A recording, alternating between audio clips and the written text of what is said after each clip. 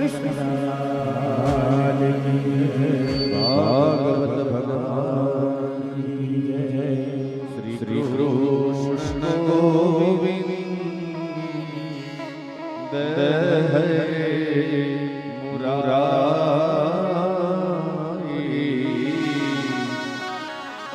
હે નાથ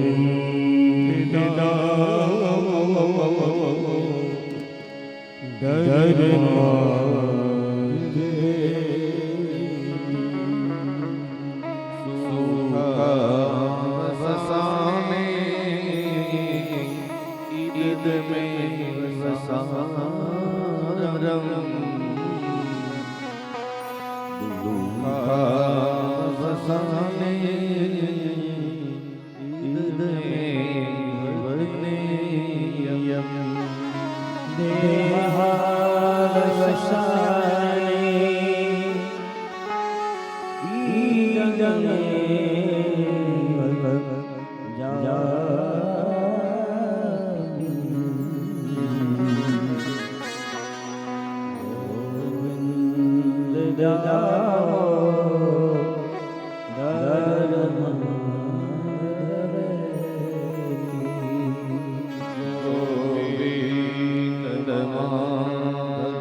વસુદેવ જીવ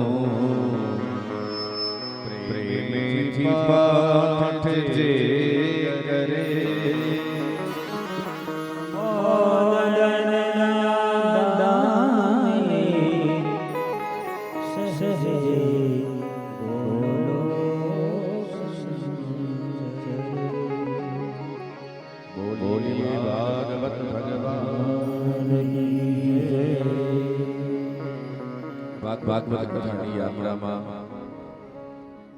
આપણે બધા જોડાયા અને આજે ચોથો દિવસ છે. ચોથા દિવસના સવારના સત્રની અંદર ભગવત ચર્ચા માટે આપણે જ્યારે એકત્રિત થયા છીએ ત્યારે આ કથા જ એવી દુર્લભ છે. પરમાત્મા જેને જીવ ઉપર જેના ઉપર પરમાત્મા કૃપા કરે એ જ વ્યક્તિ કથા શ્રવણનો લાભ લઈ શકે. નશિત પરિવાર દ્વારા આયોજિત આ કથા ટોળા પણ થઈ શકતી હતી, રાજકોટ પણ થઈ શકતી હતી, પણ છતાંય દેવગામ કરવાનો હેતુ માત્ર એટલો જ હતો કે દેવગામના બધા લોકોને આ ધર્મ લાભ પ્રાપ્ત થાય.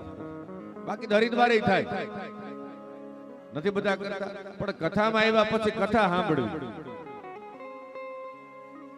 નહીતર એક બાપા છે ને બહુ લોભિયા, એવા લોભિયા વાત પૂછો.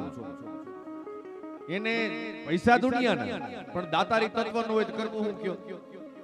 રૂપિયા દુનિયાના હોય પણ દાતારી તત્વ જ ન હોય, દાતારીની સર્કિટ જ ન હોય તો કરવું. એટલે છોકરાએ કીધું કે ભગવાનની કૃપાથી આપણે આટલી સંપત્તિ છે પણ આ બાપા કઈ કરશે નહીં, એક કામ કરી આપણે છે ને ગમે એમ કરીને કથા બેહાડી. એટલે મોટા છોકરાએ મોટા દીકરાએ કીધું કે રેવા દે, આ બાપા માનશે નહીં, આપણે તો બહુ ઈચ્છા છે, દુનિયા આખી કરે છે, એમાં આપણે કઈ નવી નવાઈ કરતા નથી. ભગવાનની કૃપાથી પૈસા મળ્યા છે, ભગવાનના કામમાં લગાડવા છે, પણ બાપાનું પૂરું નહીં પડે. કે કામ કરી બાપાને જાજુ માણસ ભેગું થાય નથી ગમતું ને કે હા ઘણા ઘર એવા હોય એકલા જ રહેતા હોય કે તે કામ કરી નાનું એવું આયોજન કરી નાખીએ આપણે ખાલી 25 જણા પૂરતું. અરે પણ કે બેનું દીકરીઓની બધી રહી જાય એ કે પણ હું કરવું, આ બાબાનો સ્વભાવ તો જો તમે, આ કેને ભેગા કરવા, બાકી તો માણસ 500 લઈ જાય આપણે બધાની ટિકિટ લઈ લઈને બધાને આનંદ કરાવી, પણ બાપા પૂરું નહીં પડે. નનકડા દીકરાએ કીધું કે હવે એક કામ કરી ગોર બાપાની પાસે તારીખ તો લઈ લે. તારીખ લીધી, હરિદ્વાર બધાઈ 25 જણાની ટિકિટ, અહીંયા જગ્યા રાખી ને પછી જમણવાર માટે એમાં તો 2 રસોઈયા હોય થઈ ગયા 25 માણસમાં તો. એટલે આવું નાનું એવું એકદમ નાનું નક્કી કર્યું એમ. આવું પોતાના જ ગોત્રના ગયા હરિદ્વાર. એમાં કથાનો પહેલો દિવસ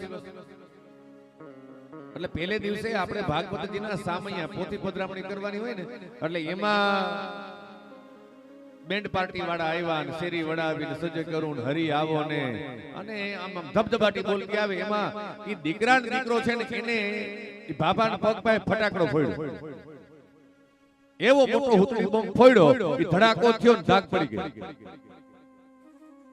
હા, પછી તો ડોક્ટર પાસે ગયા ને દવા લીધી, ઇન્જેક્શન મરાવ્યા, ઘણા બધા પ્રયત્ન કર્યા પણ કઈ ધાક ખુલી નહીં. પહેલો દિવસ પૂરો થઈ ગયો, આમ બીજો દિવસ પૂરો થઈ ગયો, ત્રીજો દિવસ પૂરો થઈ ગયો, ચોથો દિવસ પૂરો થઈ ગયો, પણ જય સીતારામ કાનની અંદર ભગવાનની કથાનો એક શબ્દ ગયો નહીં.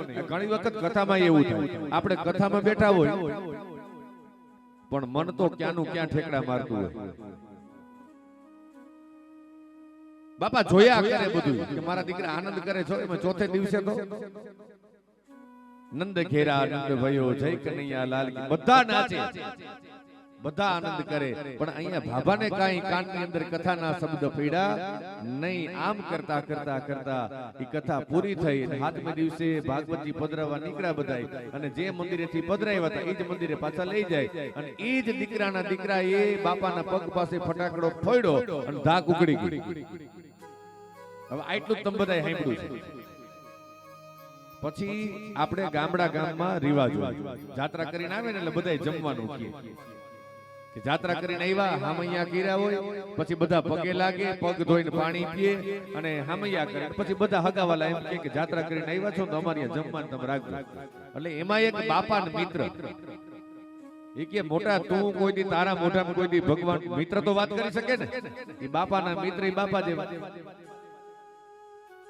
એ કે મોટા આપણે કોઈ દિવસ ભગવાનનું નામ લીધું નથી અને તે કથા બેહાડી બહુ મોટી વાત કહેવાય, પણ તું કેતો ખરા બધા ગામના હામૈયા કરે છે ને ઘરે ઘરે તું જમવા જાસ, તે કથામાં સાંભળ્યું હું.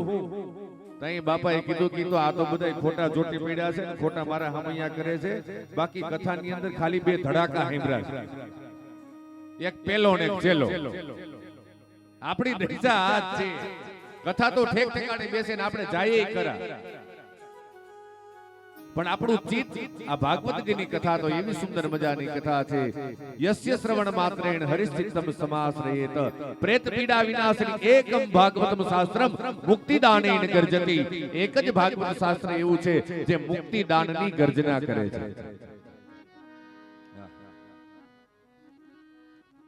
કપિલ ભગવાને માં દેવહૂતિજીને સાંખ્ય શાસ્ત્રનો ઉપદેશ આપ્યો છે, જેમાં પુરુષ અને પ્રકૃતિની વાત કરવામાં આવી, જીવ જગત અને જગદીશની વાત કરવામાં આવી. અને અહીંયા માતાજીને જે જ્ઞાન પ્રાપ્ત થયું છે, જ્ઞાનમાં માં દેવહૂતિજીનું શરીર છે એ ગળી ગયું. અને આજે પણ માતૃ શ્રાદ્ધનો મહિમા સિદ્ધપુર ક્ષેત્રની અંદર છે. કોઈ પણ સ્ત્રીનું અકાળે અવસાન થયું હોય અને આપણને કુટુંબને દોષ લાગ્યો હોય એટલે સ્ત્રીનું અકાળે અકસ્માતે મૃત્યુ થયું હોય તો એનું શ્રાદ્ધ છે ને સિદ્ધપુર. તૃતીય સ્કંદને અહીંયા વિરામ આપે અને અહીંયા કરદમ અને માં દેવહૂતિજીને 9 દીકરીઓની ચિંતા હતી. એ 9 દીકરીઓ અરુંધતી નામની કન્યા છે, વશિષ્ઠ ઋષિની સાથે પરણાવ્યા. અનસુયાજી છે અત્રિ ઋષિની સાથે પરણાવ્યા. અને અહીં અનસુયાજી તો મહાન સતી નારી છે, જેના 14 બ્રહ્માંડની અંદર જેની યશોગાથા ગવાય છે. અને અત્યારના સમયમાં કલિયુગમાં સતી ધર્મ પાળવો બહુ કઠિન છે, પણ તમારા માટે થઈ અને માં અનસુયાજીએ ભગવાન પાસેથી વચન લીધું છે કે ભગવાન હવે પછી ભયંકર કલિકાલ આવશે ને, આ કલિયુગની સ્ત્રી આવી પરીક્ષા સહન નહીં કરી શકે, તો તમે મને વચન આપો કે હવે પછીના સમયમાં આવી આકરી કસોટી કોઈ સ્ત્રીની તમે લેશો નહીં. સતી ધર્મ બહુ અઘરો. હા,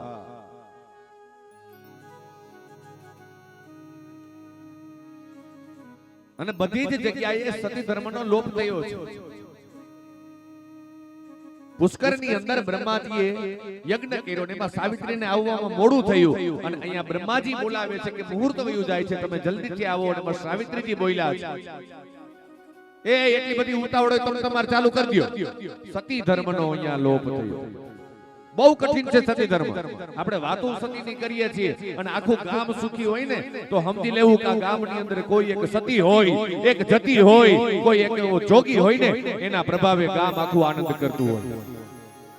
એ જ મેવાડની મીરાબાઈ જ્યારે મેવાડનો ત્યાગ કરી દીધો ને ત્યારે મેવાડની અંદર દુષ્કાળની શરૂઆત થઈ ગઈ. આપણા કુટુંબની અંદર પણ કોઈ એવો સદભાગી જીવ હોય ને એને હિસાબે આખું કુટુંબ આનંદ કરતું હોય.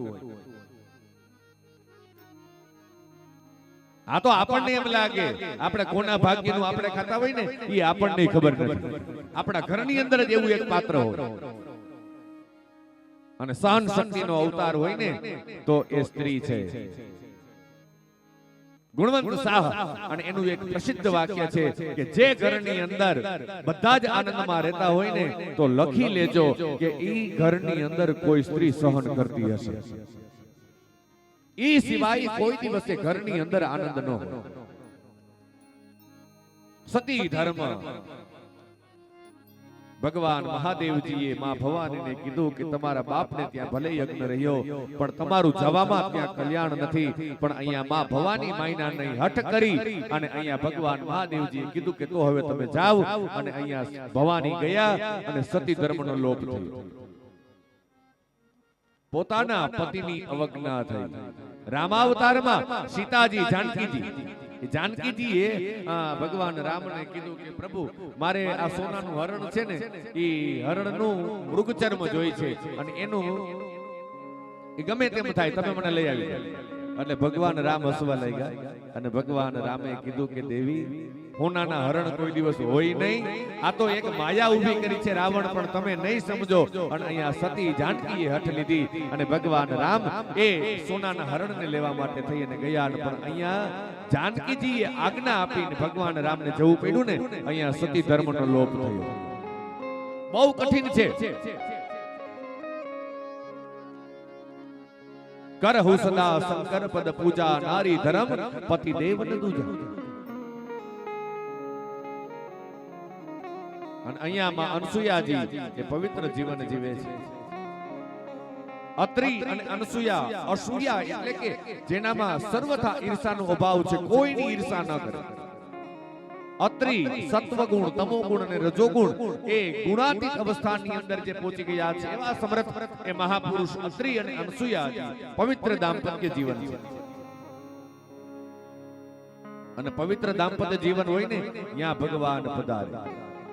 અત્યારના સમયમાં ઘણા લોકો કહેતા હોય કે ભગવાન અવતાર ક્યાંથી કેમ નથી લેતા. ભગવાન કે અવતાર તો મારે લેવો છે પણ મને એવું પાત્ર તો મળવું જોઈએ ને.